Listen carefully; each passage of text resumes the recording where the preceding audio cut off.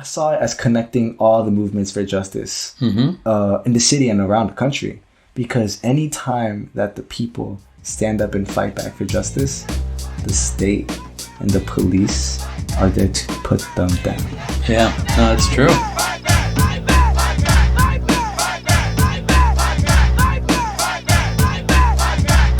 Welcome to Fight Back Radio, a production of fightbacknews.org, taking you to the heart of the people's struggle. I'm your host, Richard Berg, and today I'd like to start out by wishing everybody a very happy May Day 2023. This is our May Day edition issue, which celebrates International Workers' Day, which is celebrated everywhere in the world. And especially this particular episode marks our 1-year anniversary of being of having Fight Back Radio. So I want to thank everybody. Those of you who are with us from the start and those of you who joined us partway through. We have over 1,000 subscribers and followers right now, and we've had well over 25,000 people have listened to an episode or more, and so we thank you all for that. And for May Day, I would recommend to each of you to send out to one of your friends this episode or another one, and encourage them to be a follower or a person who subscribes to Fight Back Radio, because we appreciate your support. International Workers' Day, as many of you know, is a holiday that started here in the United States in 1886 in the fight for the 8-hour day. And right from the start at Fight Back Radio, it was our second episode. We had Larry Spivak on from the Illinois Labor History Society, and he told the whole story of Haymarket and of May Day and how it all got started. And I would encourage people that are interested in labor history to check that out, to go back and look at it. I mean, this is our working class history. This is something that you should know about. Then for a long time, even though this is an international holiday that is celebrated, there's huge marches in many countries around the world where people bring together their protests. Here in the United States, it really became a dormant thing. It was something that was suppressed until 2006, when the immigrants came forward and in reaction to a bill by Senator Sensenbrenner from Wisconsin, which would threaten to deport all immigrants and to make it a criminal act to support immigrants in any way.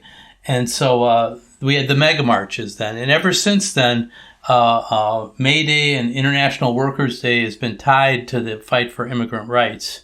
And it was the immigrants who understood. People from other countries knew that May 1st was a day of protest, and so they chose that day not by accident, not by happen chance, but for real. And it's appropriate today that I have as my guest Angel Naranjo, who is a student at Little Village High School and a founding member of the Fight Back organization there that fights for justice.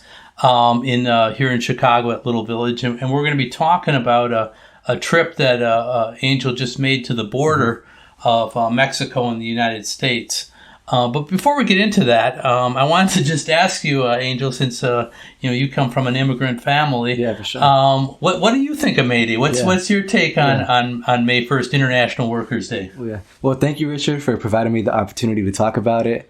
To me, May Day, the first time I ever celebrated May Day was last year in 2022.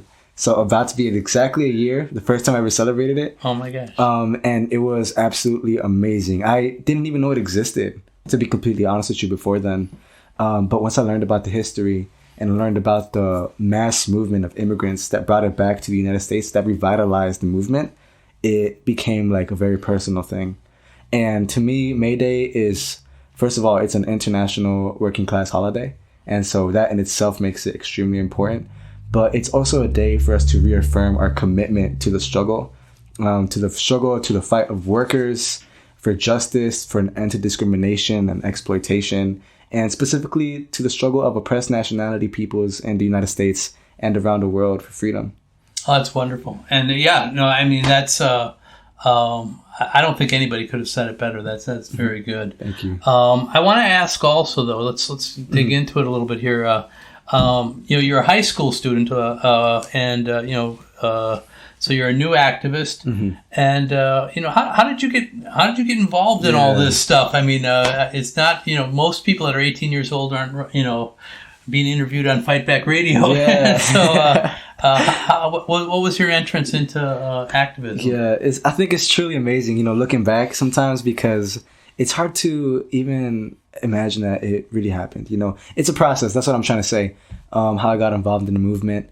But I'd say it started around 2020 when the George Floyd Rebellion was taking shape and sweeping the cities across the United States. At the time, I was a freshman in high school at Walter Payton College Prep. And seeing this, the whole city shut down, the world kind of shut down because of COVID. I didn't think it was a big deal, I thought it'd be over in a week or two, that's what we were told at Many least. of us did, yeah. Yeah, and then next thing you know, it felt like the world was flipped upside down. And so after my freshman year of high school and my sophomore year, I decided, I was feeling really isolated, kind of alienated in my community. I felt like I didn't have a community at the high school I was going to. And so I was like, I'm going to go back home. And this was after the George Floyd Rebellion already, which I was seeing happen. And I was questioning a lot of things around me, what does this country really stand for? That kind of thing. So by going back home, you meant back to your neighborhood. Yeah. Because Walter Payton's in a different neighborhood than from where you live. It was an hour on the train to get there and an hour and a half to go back home. But anyways, and so when I came back to Little Village Lawndale High School, the community neighborhood school from where I live in, I grew up in Little Village, La Vita. I picked Social Justice High School out of the 4 schools in that building because there's 4 schools in there. And partly because they didn't have a uniform, but also because at the time I was already interested in what social justice was or social justice meant as a result of the movement. And fast forward to junior year, me and my friends are like, hey, let's start a social justice club at our school because this is what our school is named after. Yep. Right? And shout out those 2 friends. I'm going to tell them about this, Layla and Carlos. All right. And so, I was talking with them and we formed the Social Justice Club. I started getting involved in the marches organized by the Chicago Alliance Against Racist and Political Repression. And that Social Justice Club became Little Village Lawndale High School. Oh my gosh. Okay. That's exciting. Yeah. So that's where the Fight Back, Little Village Lawndale High School Fight Back comes from. So I want to circle back to this before we end the interview, but you just took a trip to the border, and you were in California most of the time. Can you tell us what was this? What was this trip? Who sponsored it? For sure. Why did you go? What's going on with that? Yeah, for sure. So the trip was first of all organized by the Legalization for All Network. Which is a nationwide network of people fighting for legalization for all undocumented immigrants, which is over 12 million in the country right now. And in the city, the organizations that really figured out the logistics of it were members of Centro CSO, Central Community Service Organization. Yes. And the LA Catholic Worker who provided us housing. But the overall purpose of the trip was to denounce and expose and give light to the injustices, the inhumane treatment of immigrants at the border at the hands of the United States government. And so we had people from Minnesota, from San Jose, from Chicago, myself, all come to this trip at the border. And we learned a lot. It took a course over 5 days.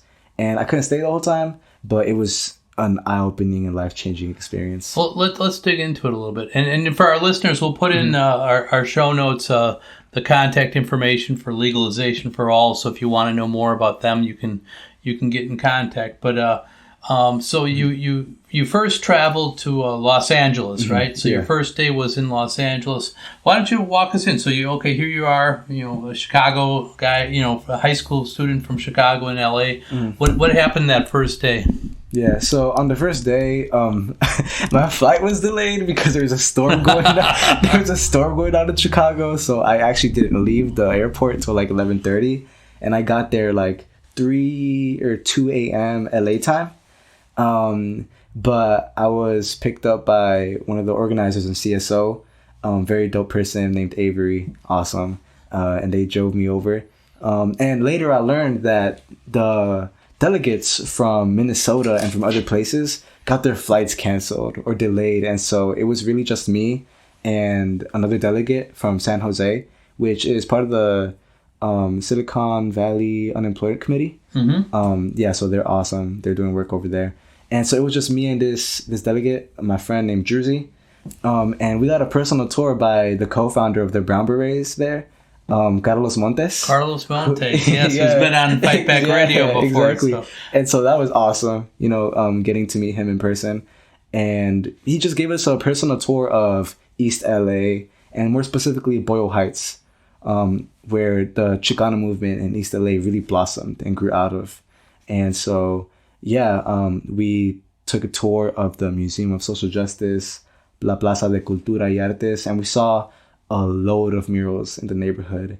And it was really beautiful seeing how the community really came together and expressed themselves in this way. So this is an important thing, in Los Angeles, Southern California, Mexico for that matter as well, as an expression of art, but also of the struggle, right? I mean, yes. so people tell the story of their struggles for justice and for equal rights and economic rights through murals often. Yeah. So can you talk, were there any murals that struck you, or what kinds of things were being said in these murals? No, for sure. Almost all the murals struck me. I want to say that right away. Because it's like you mentioned, there's that misery that the misery and depression that they're facing, but there's also like the revolutionary side of it, or like we're not taking this side of it, that we're going to fight back and express ourselves, and we're going to take ownership of who we are, and declare that we deserve our liberation, our freedom, and we have a right to determine our own destinies. And so I saw that in almost every mural that I passed by or that we were showed. One that really stuck out to me was actually painted on the back of this public housing unit. And it was a picture of Che Guevara pointing at the person viewing it. And at the side of him, it says, in all caps, "We are not a minority." And I really like that one. That really stood out to me. No, that's incredible. Yeah, and it's been a story down there too. All the different murals that have captured people's imagination. You mentioned the museums too. It's not tourists, they go to Los Angeles and hey, come to the museum is usually not the first thing. What museums did Carlos take you to, and what was the purpose of that? Yeah, for sure. So there was two main museums that I'm thinking of right now. One was the Museum of Social Justice, which was actually like underground. And it was really awesome. It was open to the public. It was free. You mean underground being not not like secret, but you mean it was below the surface. Exactly. I didn't think I'd have to clarify that, but yeah. So it was, and in this museum, they basically showcased a lot of the history that isn't taught in the public schools over there. And I actually learned that from Druzy, which lives not that far away from East LA. And they told us that in high school or in elementary, they were never taught about any of the things that are being shown in the museum. And that's because the museum showed a lot of the massacres that took place in LA, mass deportations of people who lived there, as well as immigrants, but just inhumane, unjust. And they showcased the community fighting back, and organizing themselves. There was rallies that took place in that area called La Plaza, that were organized by community members, native-born people in the community, and also socialist organizations at the time. This must have been like the 1930s or the 1940s. And they had mass rallies, May Day rallies, and marches. Black and white pictures holding banners that say socialism means justice, liberty, freedom, or things like we support the Soviet Union. Wow. And this is like the community, This is 1930s, 1940s. And you look at the pictures at who are in these images, and it's Black people, it's brown people, it's white people, and they look like they're spanning all age groups. Wow. And it's very diverse. Exactly. And they're here to organize their community and demand justice. There was a lot of not murals. So the museum showed that people were, clearly they were victims of oppression, and violence, but they weren't simply victims. These are people that were fighting back, that were organizing and struggling for a better day for themselves and their families. They were sick and tired of being sick and tired, you know? And so, they were raising all sorts of demands. But then it fast forwards to the present day, and there was pictures in color of the 2006 mass marches that took place in East LA as well, which was really powerful to see. Which on May Day, which we're celebrating. Yeah, exactly. We're celebrating today. And so, that was one of the museums. And the other one that Carlos took us to was called La Plaza de Cultura y Arte, which has an entire section devoted to tracing the history of the Southwest, of the Chicano nation from the 1840s all the way to the 1960s present day.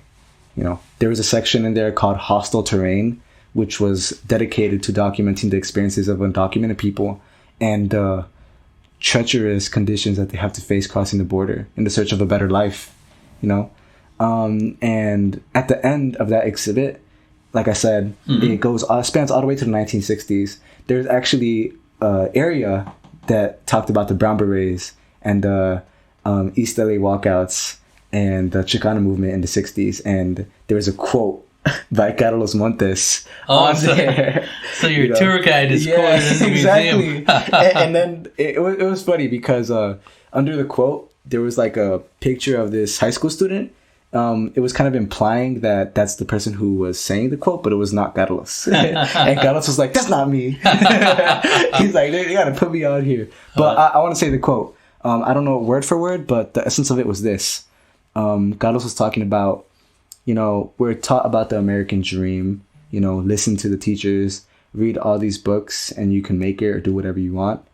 But in the back of my mind, I was thinking to myself, the reality that I'm seeing here is different from what you're saying. There's something going on here. Wow. And then Carlos was there, right? And so I turned to Carlos and I'm like, hey, Carlos, what's that thing you were talking about that's going on here? And he looked at me, he was like, you know, capitalist, imperialist oppression. and the tour guide was there too. She was like, thank you for going easy on me. Yeah. So that was dope. Well, that's a funny one. Yeah. So it sounds like your time in Los Angeles was a good preparation for what, as you headed, you know, further south in California.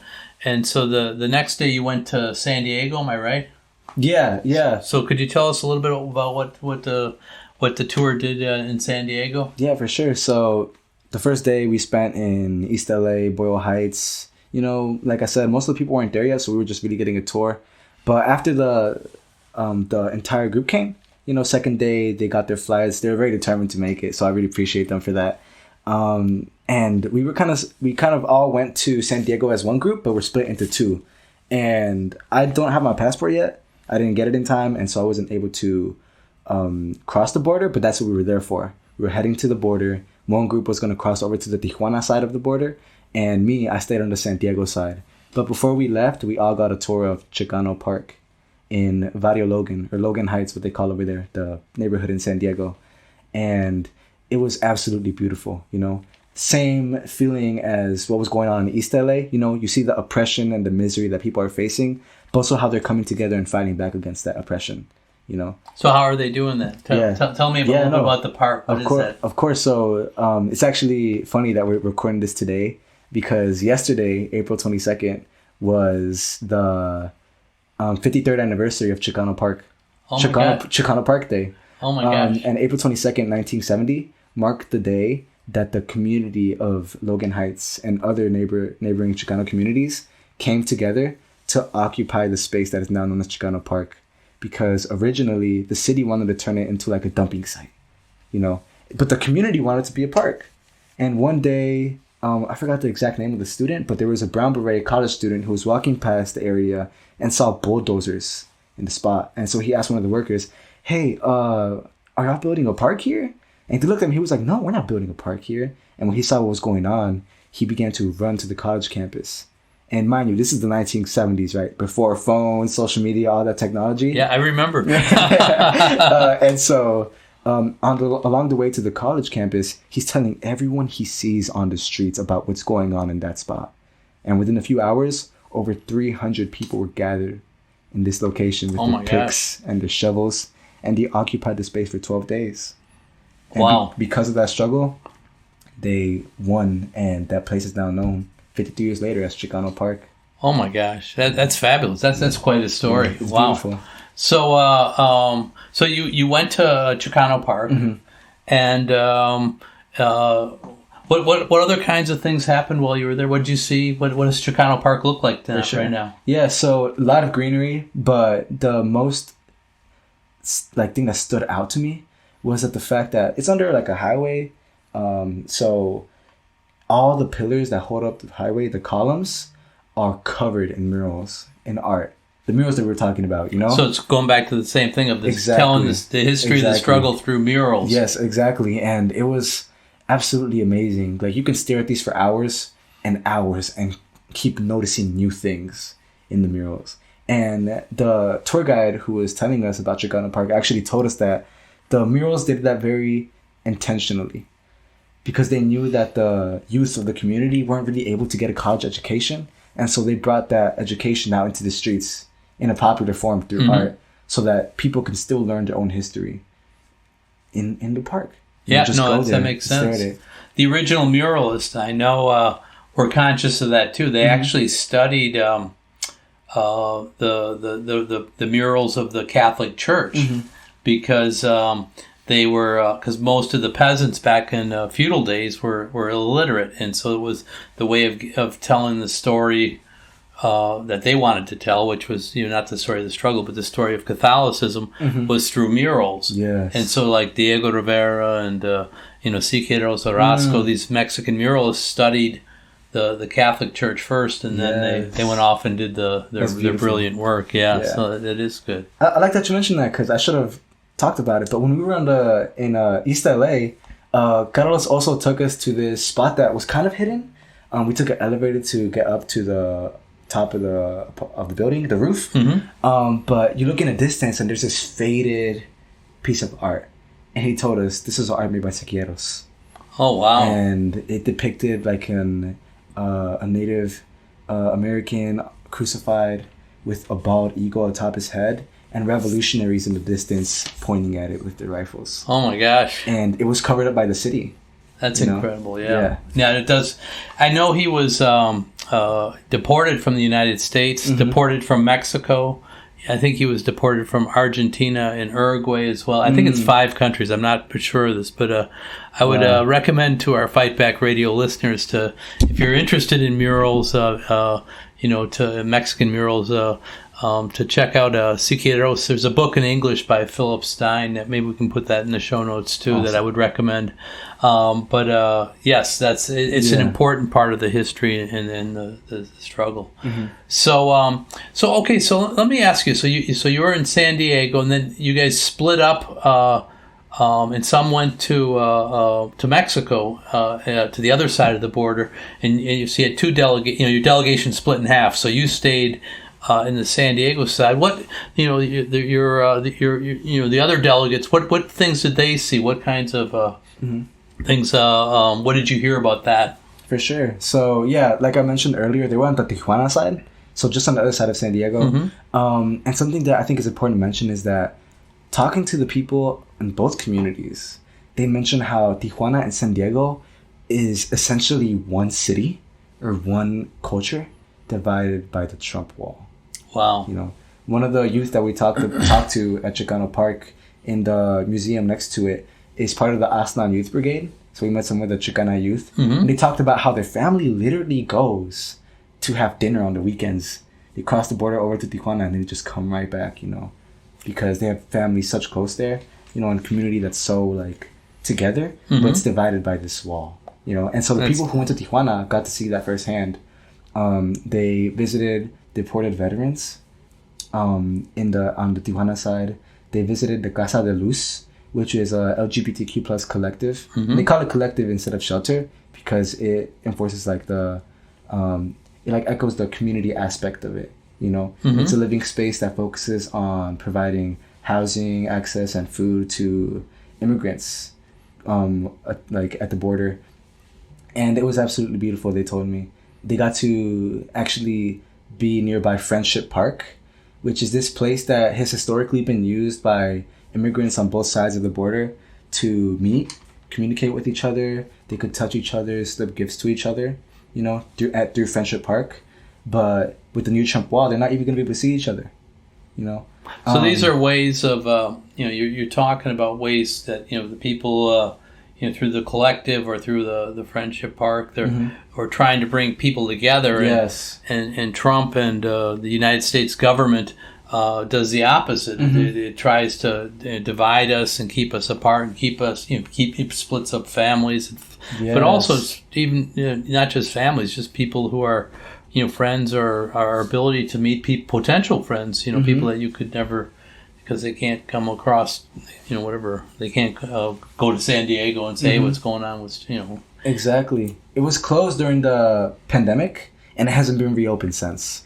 There's organizing going on in the community over there in Tijuana to fight to get it reopened. But that's what this government has been doing, dividing these families like you mentioned. They learned about why the wall was constructed to 30 feet specifically, which blew my mind. What's the answer? I don't know. They talked about how the people who were building the wall found out, they calculated the exact height, the minimum height that people need, so that when they reach 30 feet, they lose a sense of their direction because of the oxygen levels. Wow. Yeah. So if they fall, they're not going to be able to land safely. And at the bottom of the 30-foot wall is covered in razor wire. So it's a deadly situation. Oh my God. Yeah, and they picked 30 feet because that's the height that people kind of lose their sense of direction.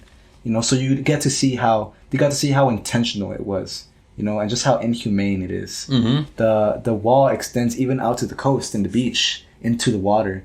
They reported back how they saw how people were just on the beach here like it was a regular day, and there's this entire wall with barbed wire extending out into the water, and that it was added because at one point there was a group of immigrants that swam past, and instead of trying to figure out, okay, how can we provide these people a safe way to cross the border, the government just put more barbed wire into the water. Oh jeez. Jeez. Oh, absolutely horrible. And the militarization going on there too. You have ICE agents, border patrol just driving up and down the wall.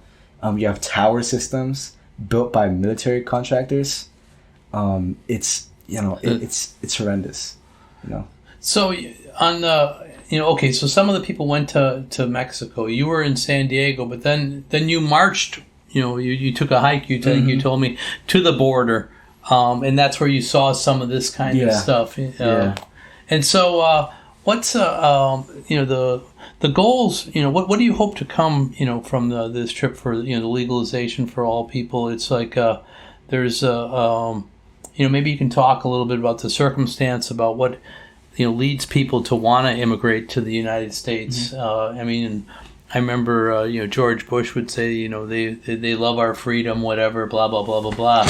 And maybe you could talk a little bit about the reality of why what people some of the people that are feel that they need to come to the United States, why they would want to do that. Yeah, I'm glad you brought that up. So when I was hiking to the border, I was on the San Diego side. We were trying to hike near Friendship Park as well, but on the road to get to the border, it became flooded. Like, it was full with water. We weren't going to walk past that. And so we still wanted to see the wall in person. And so we took a stretch of greenery to the side to get to it. And it was at first dry and like rugged, but then it became wet and it felt like quicksand at times. So it was like really dangerous. And it kind of gave us just a glimpse of the reality that the immigrants have to face on a consistent basis, trying to search for a better life. And I don't think it's like George Bush was saying, they love our freedom. It's actually a lot more different. That's the opposite, I want to bring this up because it connects to what you just said. I had to leave early, but the other delegates told me about how on the fourth day, they had a panel with immigrants' rights organizations in the community and also across the country, on the struggles going on and how they're all linked together. And the common thread in all of those struggles they found was United States imperialism.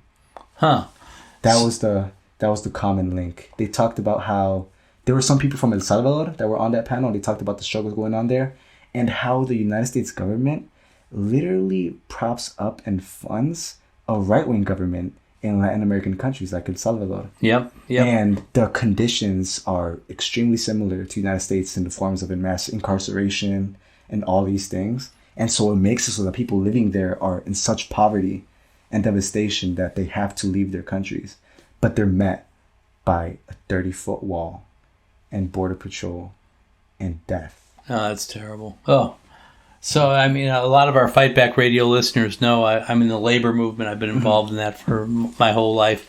And, yeah, I think we saw some of this. It was started out with the North American Free Trade Agreement, or NAFTA, and there was a series of trade agreements to promote neoliberalism and break down trade. But what it really did is broke down, it was geared to break the strength of workers' power, labor unions, etc., and agricultural as well. And the U.S. corporations were able to exploit at a much higher level, workers in Mexico and not just Mexico, anywhere in Central America. And it led to people coming to the United States because their old ways of living were being wiped out by these trade agreements.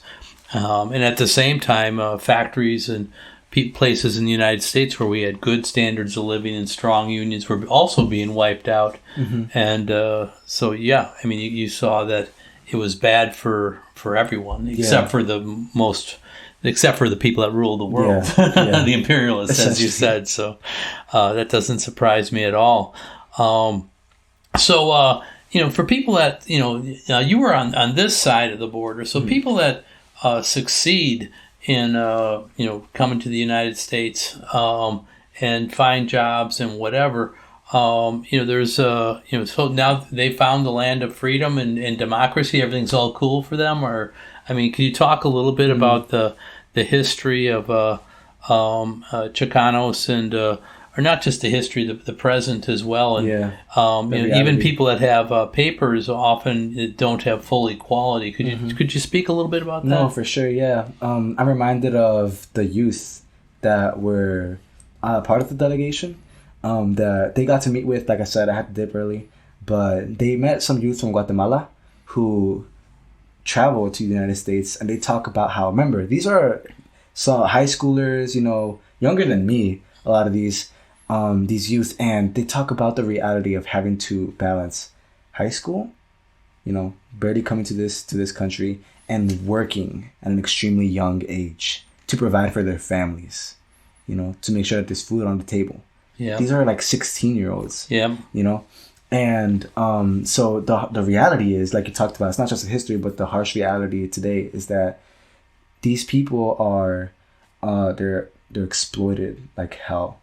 They don't have full equality in the form of not having like citizenship, or even when they do, their schools are underfunded. They face police brutality. Their families, their parents, they might be undocumented. They're given the worst, the bottom jobs, without the right to a union, or to defend themselves. There's so much. It's like an endless list that you can go on and on and on about. Yeah, no, that's right. But the truth is that these people are super exploited, and they face a common oppression regardless of whether they be from Central America, they're born in the Southwest, they're Chicanos, or they're coming from Mexico.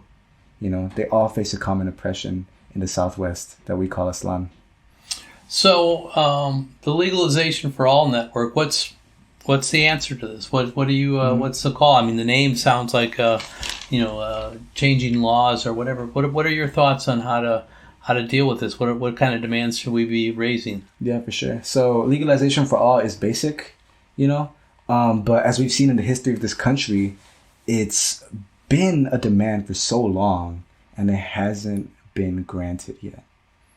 So it gives you an idea of what this government is really up to, what the billionaires who run this country are really up to, and also the demands for immigrants' rights, for workers' rights specifically, is something that we're trying to uplift a lot. But Legalization for All, is just something that we got to constantly fight for. It was seen in the 2006 mass marches in Chicago here they had over 500,000 single marches going on into the streets. You know, it really demonstrates the power of the movement. But it also takes the form of what I think is the strategic alliance. You know, the immigrants' rights forces and organizations need to realize that they have an ally in the labor movement, and the labor movement, same way. You know, I think that for us to truly achieve these things that we're fighting for, these two forces need to come together. Oh, that's very perceptive, and I 100% agree. Mm-hmm. I mean, it seems that, you know, if you have a united working class, there's so much you can achieve. Mm-hmm. I mean, I think you know, the photos you saw at the museum in the 30s of that diversity, but it's you know, the other side realizes that too. I mean, it's like Jim Crow.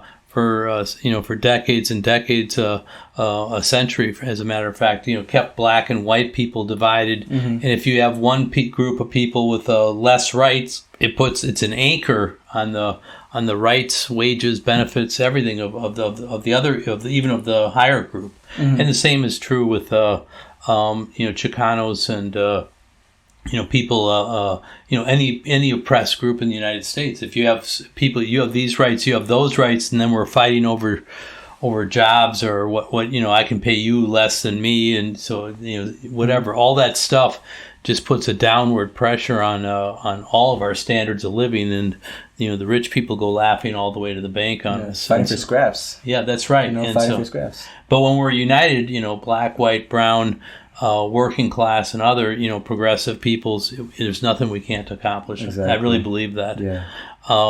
So anyways, I went on a monologue there a little bit. I'm glad you did. Yeah. So then, okay, so you had the panel. Did your delegation, you know, what conclusions did you guys come up with? Are there things that you were, as a group, you were trying to, you know, that at the end of the trip? I mean, you mentioned imperialism, but is there anything else you know, or you know, if not as a group, personally, things that you concluded or were, you know, whatever, life changing for you? Yeah. So definitely, like, I learned about the importance of community and all the organizing that's done. You know, nothing can move without the community. You know, without the masses of the people. That's what I learned. But I also learned something really interesting, which was that I kind of touched on this earlier. It's that some of these demands that are so basic, you know, like legalization mm-hmm. for all, it's so simple. The fact that they haven't been granted, you know, made me realize, like, I feel like we're a step behind the ruling class in this country. You know, the billionaires and their politicians who really run this country. I feel like we needed to take it a step further, you know. And I looked at what the movement was doing, and not only are they demanding equality and legalization, but they're also fighting for self-determination, which extends to the right to liberate themselves, right? And we talk about the liberation of the Southwest, the Chicano nation. That entails a different system. That entails socialism. That's what I learned. And so fighting for socialism alongside the fight for legalization for all, the right of all these things, you know, it keeps us one step ahead of the ruling class, of the billionaires and the politicians in this country. And that's what I learned. You know, if we mm-hmm. truly want to achieve legalization for all, this system and this country has shown us that it's not going to grant us that. At least it hasn't proven that yet. It's been 175 years since 1848, and there are still 12 million undocumented people in this country. I think that the immigrants' rights movement needs to take up the fight for socialism. And that's why I'm so glad I'm here today, because when capitalism burns, the workers must fan the flames. And I truly believe that. It's a slogan. For those of you that aren't watching on video, that's a slogan on the poster behind us for May Day. But no, that's wonderful. And you mentioned 1848, just to mm-hmm. say, you know, that was the conclusion of the Mexican-American War, where mm-hmm. the United States annexed you know, whatever the Texas, New Mexico, Colorado, I might be missing some states here, Arizona, California. Mm-hmm. You know, so I mean, even like this thing we were talking about, a border, that all used to be part of Mexico. That all used to be part of the same thing. Mm-hmm. But I also want to raise up something you're saying here. You're talking about self-determination. You're talking about power, really. Mm-hmm. You know, mm-hmm. it seems to me. And if the ruling class is if you're not part of it, then you're part of the people that are being ruled. And so the question of self-determination often means that, Chicano, Mexicano people need to have power, but also have the ability to run their own governments or whatever, so that they're not being ruled, that they can rule themselves. Yes, I mean, I think that's interesting. Are there other things you wanted to raise about the trip that you think that were significant that our Fight Back Radio listeners should know? Good question. Thank you for providing me the opportunity. I'm thinking, because there's just so much. There's just so much to happen on a trip, but I think it's important to really learn about the struggles of the people of the Chicano nation of Aztlán, to really recognize the importance of those struggles at the forefront of all the work that we do. And this goes as same token for the people of the South, the United States, the Black Belt South, Black people in the Black Belt. All of these struggles, I think, like you mentioned earlier, they need to be at the forefront of our movement, because if they're not, it's like a pedestal, like you mentioned, like an anchor. Yep. That, we're not going to get anywhere without them. Yep. And so I think that's one of the main takeaways. Just seeing it in person is different from reading about it. So it was really impactful. Well, let me pivot back then to Chicago here. So I know you're a senior in high school at a little village, Lawndale, and active in the Fight Back organization there. But we've had a couple of guests recently who have talked about the battle of community control police and the elections for district councils there. And I know you were involved in this. Yeah. And so could you talk a little bit about, why a high school student in Little Village would, spend a lot of hours actually knocking on doors and talking to people about voting in these district council elections for police? What motivated you to do that? Yeah, absolutely. So it kind of dates back to that process of getting involved in the movement that I was talking about. I remember eventually I started learning about the Black Panther Party and the impact and the influence that they had here in the city of Chicago. And that's when I learned about Fred Hampton. Oh, yes.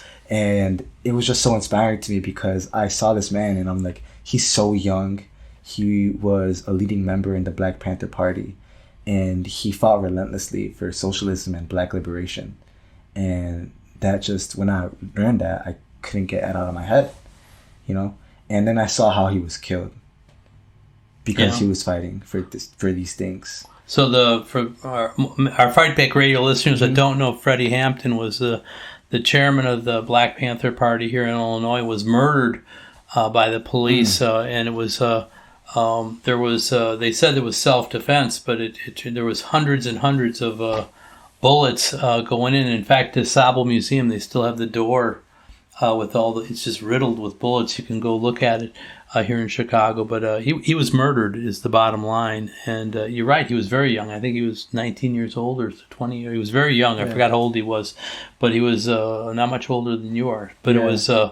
but they were fighting for community control of the police. Exactly. The same thing you were doing when you were knocking on those doors. Yeah, he was 21, I remember. 21, thank you. He was killed December 4th, 1969. And when I learned about that, I was like, people really got killed here for fighting for these things. Yep.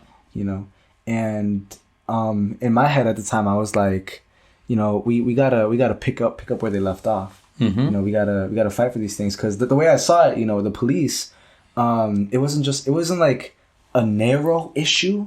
I saw it as connecting all the movements for justice in the city and around the country, because any time that the people stand up and fight back for justice, the state and the police are there to put them down. Yeah, no, it's true. It's true. And so fighting for that basic right, I'm sure these listeners already know what community control the police is, but fighting for the right to determine who polices the community and how the community is policed, I was like, this is fundamental. And so I got me and some of my friends from LVOHS Fight Back to organize ourselves and get out there and door knock. It was the winter, it was snowing sometimes like a blizzard, but we were out there knocking on doors, and we got the candidate that we were backing elected in our district. Well, let me ask you about that. So you went out and you knocked on all these doors. These elections are new too. So for even people in Chicago, often don't know what is this or what can it do. It's we had Anthony Driver on a few not that long ago. I'd encourage people, our listeners, to go back and listen to that episode because he really breaks it down. But what I want to ask you, Angel, is when what did you hear when you knocked on doors? What were you telling them? You were promoting a candidate, but probably there was a mayor's election, alderman election. People may have known about that, maybe not. Mm-hmm. But this other thing, you were introducing them to it. And what kind of feedback did you get from your community as you knocked on the doors there? I'd say overall it was positive. It was really positive feedback. Some were surprised that it wasn't a thing already. They were like, "What? We don't have this already? Like, what do you mean asking for who the police is? Like, what? Or like, what do they do? Like, this isn't a thing?" And they were surprised. So they were very supportive of it. Some were like, "Oh, hell yeah, let's do this," or but there was also some people that were thinking that it meant that we were trying to get rid of the police or abolish the police completely. They were like, "Oh, we're not supporting this," or whatever. But we had to explain to them that it wasn't a matter of making the police disappear. It was a matter of keeping them accountable for the things that they did and didn't do. Mm-hmm. Because the police, like we said, our communities are over-policed and underprotected. And I think that, really reiterating that reality that we live in to the people that we were knocking, it really got to them. They were like, "You know what? This is what we need." And so, I think the support that I'm talking about really showed itself in the fact that our candidates got elected to the district council. And so, there's a movement there for sure. Mm-hmm. It was on International Women's Day. I was at the Freedom Road International Women's Day program here in Chicago, and it was impressive. There was 10 candidates. I think 9 of them were black that were at the program that got up when they said, and they were 9 of them were women as well. Mm-hmm. And so it was like, wow, okay, this is not who the ruling class typically is. Go ahead. Hey, shout out Kaisha Smith, 10th District Council member. That's my person right there. Okay, that's what I shout out. All right, Kaisha. And but yes, that makes a difference. And so it's the start. It's not community control of the police, but we're stepping in that direction. Mm-hmm. And in these last elections also, you flew back here for this.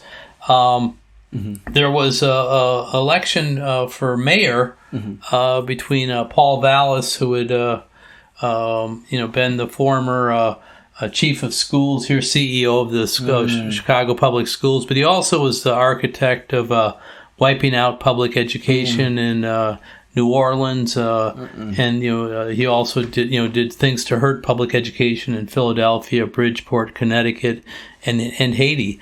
And so then he failed in all those places, and so now he came back here and wanted to be mayor. But he ran against Brandon Johnson, who was a guest on Fight Back Radio, and you were involved in that. And how do you so Brandon Johnson will be inaugurated May 15th here in Chicago. How do you see that? How do you see those elections? And, what was your take on that? Yeah. So I think, first of all, that was a victory for the people. That was the people's victory right there. They really propelled him up to the front and to winning the election through the movement, because before then he was relatively unknown. But on another note, I was born in 2005, and I was looking back at the history of the mayoral elections. And I saw that the last time there was an election that impactful, with a coalition that diverse and that strong, was in the 1980s with the Harold Washington campaign. Yep. And so after learning that, it really put things into perspective, and made me realize what possibilities were that the possibilities were endless, really, for this movement. And so I also looked at the history of the school that I now attend, Little Village Lawndale High School, and I saw that when Paul Vallis was the CEO of the Chicago Public Schools back in the late 90s, all the way to 2001, and the city was promised 3 high schools that I talked about earlier. I went to one of them, Walter Payton College Prep. The only high school that wasn't built was the high school in Little Village. That was when Paul Vallis was CEO. Which is your neighborhood. Yeah, it was just my neighborhood school. And so he denied the community the school, even though they were promised it. they were promised the school, he denied it to them. And when the community organized and led a 19-day hunger strike to fight for the school, he denounced it as blackmail. Wow. Yeah, he didn't. That's what he was. That's how he was treating the community. He was laughing in their faces. He sent people to laugh in their faces, and it wasn't until he retired in 2001 that we were finally able to get the school built and have its door open in 2005, the same year I was born. And so that's the history that he had with our school. Very dark history with our neighborhoods, and even looking across the country, he didn't want, he didn't represent the interests of the people. He represented the interests of the corporations, of the rich, of the 1%. So it's like, we promised you a high school, brand new, shiny high school. We're not going to give it to you. And then the community, I mean, my union, the Chicago Teachers Union, was involved in it. The Pilsen Alliance, others, I'm forgetting some. So, but many people from the different communities were involved in this hunger strike to get the thing built. And he was sending people there to try to undercut them and do whatever. And now he wants to be our mayor. So, right. And so it's like mind-boggling, And so when we like fully grasped that point, after the 28th, and saw that Brandon and Paul were in the runoffs, we couldn't take that. That's like I mentioned this earlier, not in this podcast, but I mentioned it in March. I was like, that's like if someone punched you in the face, and 20 years later they came back and said, I'm gonna punch you again, and you just let them. Oh, yeah, that's not happening. Exactly. And so we in LVO Just Fight Back, we decided, let's organize. Let's call for a demonstration, a rally, and a walkout.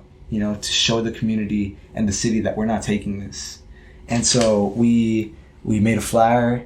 We contacted people who were there in the 2001 hunger strikes.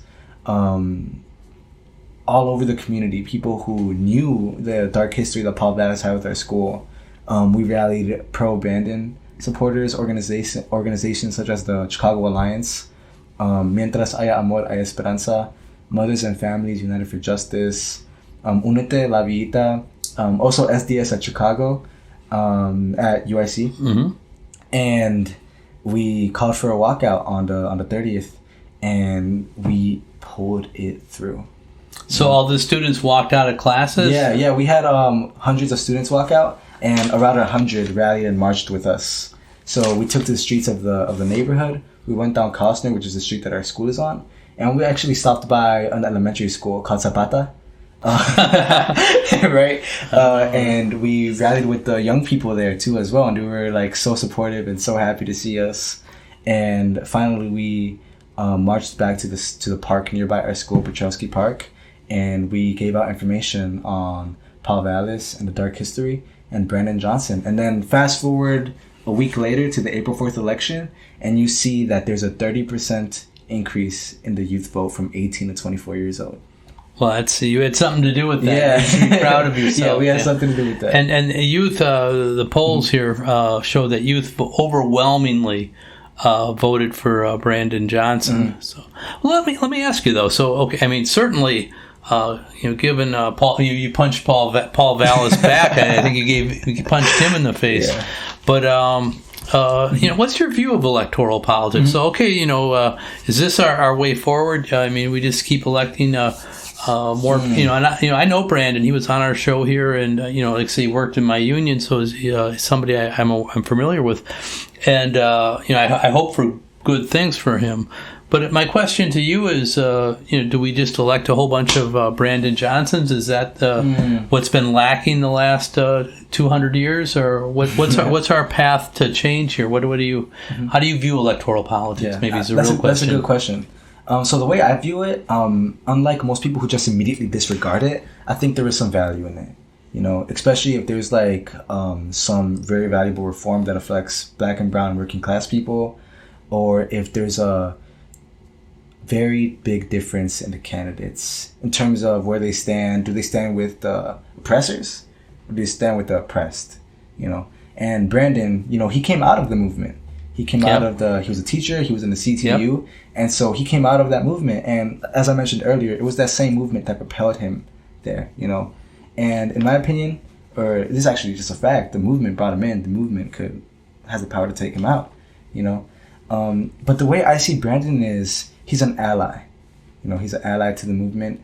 But overall, it's the masses of people who are going to be making history. It's the masses of people who brought him there. It's the masses of people who are going to be demanding all these things that he claims to stand for. And I think it was Heard Washington who said, "You have to make me do what you want me to do." Yes, yeah. I remember he said that kind of thing often. Yeah. Yes, so. And so that's the way I see it.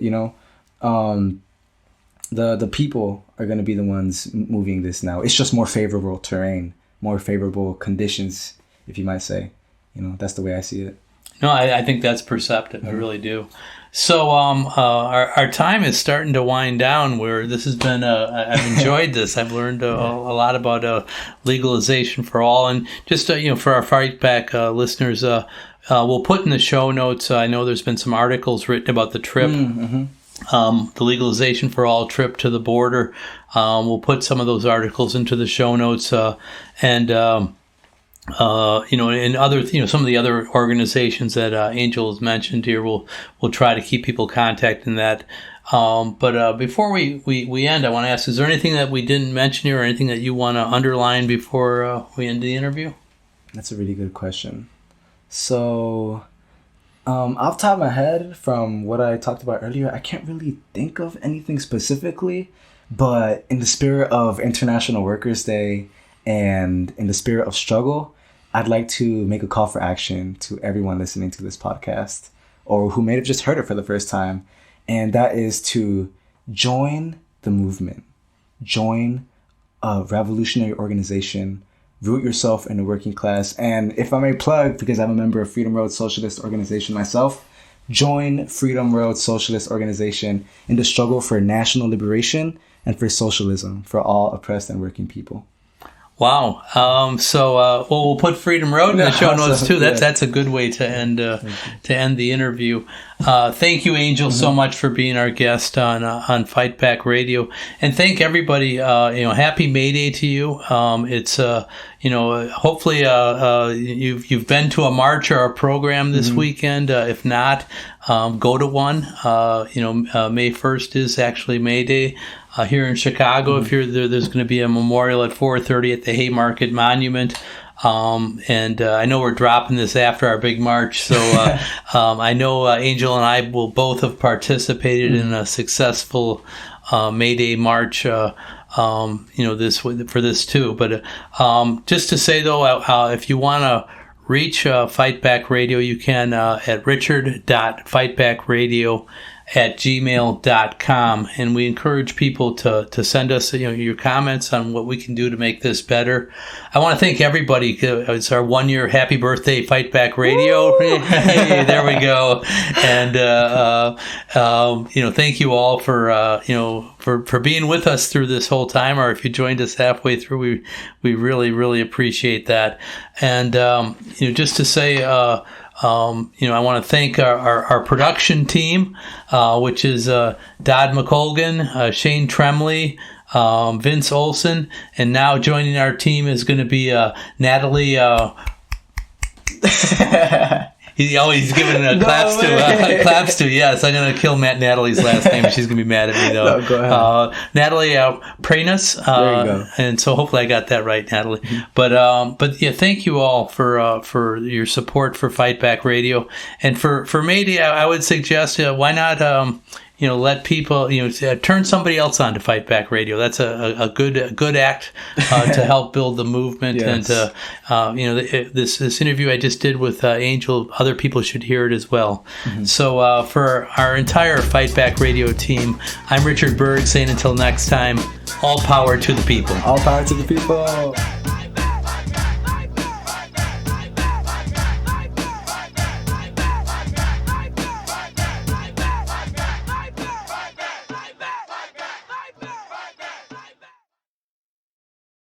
Test.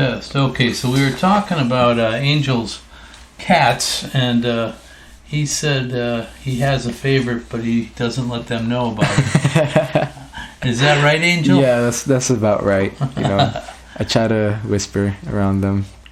So Which one is your favorite? Now you can tell us. Nobody's listening. Oh man, just maybe the oldest one, just because she's been around for the longest, and I bonded with her the most. Shakira. Shakira's your favorite? Yeah, I had her. I first met her when I was how old? 8 or 7 years old. Yeah, she's been around for a while. I was in 3rd grade. No, 1st grade. There you go. I was like 6 or 7. Yeah. Yeah, she's an OG. Okay, so tell me about your cats again. Let's try again. I love my cats so much. They are the best cats I've ever had in my life. They're the only cats I've ever had in my life, but they're the best. And they're 10, 11, and 1-year-old respectively. They're really awesome. That's cool. That's good. That's a good volume. That's good. Awesome, yeah.